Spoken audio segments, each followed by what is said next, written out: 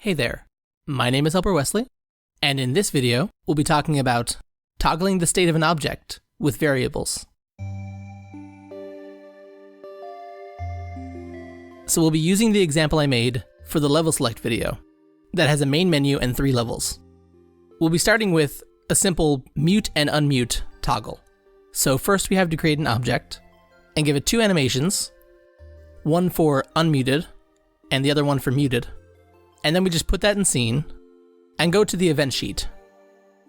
And the reason this needs to be a tutorial is because you're essentially trying to use one input to get 2 different outcomes based on the state of the object. And I know that when I started out, this was a problem for me. So to begin with, we'll be using a Boolean variable. So we go to the object, add a variable, and we're going to call it mute toggle, and then we'll change the variable type to a Boolean. Going back to the event sheet, we'll add 2 sub-events to this main event, and then move our animation changes down to those sub-events, giving them the conditions: if this Boolean variable is false, the animation will be unmuted, and if it's true, the animation will be muted. And then to make this work, when you release the mouse button, we need to add an action that will change the variable. So we click to add an action, search for toggle, and we'll find toggle the Boolean value of an object variable. And then we just select the mute object, and then type in mute toggle, because that's our variable name. And now, when we release the mouse button, while hovered over the mute sprite object, it will toggle the Boolean value from true to false or false to true, based on whichever one it is at the time. And then, after that toggle is completed, it will go down to the sub-events and change the animation based on whichever condition is true. So if we preview this, you can see me clicking on it and the animation's changing. And then to make this actually work as a mute, we can add the actions change global sound level to both events, and making the unmuted 100, while making the muted state 0. This, though, is just the first way that you can do this. And because it's based on a toggle, it can only support 2 different states. If you want something with more states, you can use this second way, which uses a number variable to keep track of which state you're in. So we need to go to the object and change it from a Boolean to a number variable, and then add a third animation that we're going to call half muted.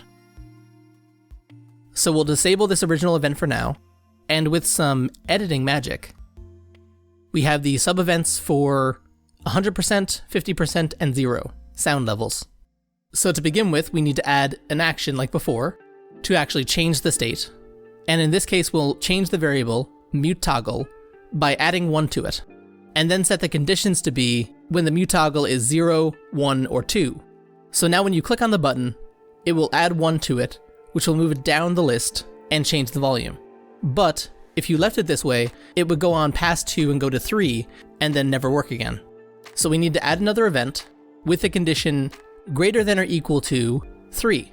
So when this variable gets clicked on a third time and reaches 3, we give it the action to change the variable back to 0. So it cycles back to 0 instead of breaking. And now if we preview the game, we can see this in action. You can see it going from full volume to half volume to muted. And then when it goes past muted, it goes back to full again. These can be pretty useful for menus and user interfaces, but it can also be useful for the game itself. If I open up level 1 and create a sprite object and give it 2 animations, one for being fine and then one for breaking, and then I give the player and this block the platformer and platform behaviors, I can then put those in scene and they would act like those things. But then I'll give the block a variable and call it breaking, and I'll copy that event from earlier and paste it into this level, and then I can modify that so the first time it triggers, it will change it to a breaking state, and the second time it triggers, it will delete. So if I preview the game, you'll see this happening.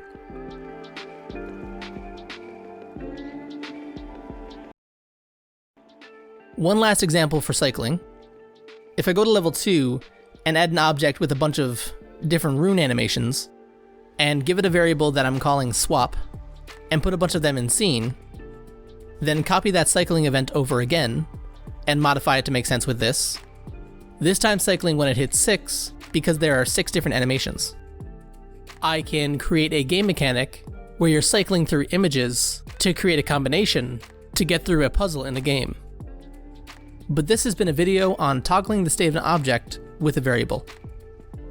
As always, be sure to comment down below and tell us what kind of tutorial you want to see next time. Maybe we'll add it to the pile. I have been Helper Wesley, and I'm glad I could help.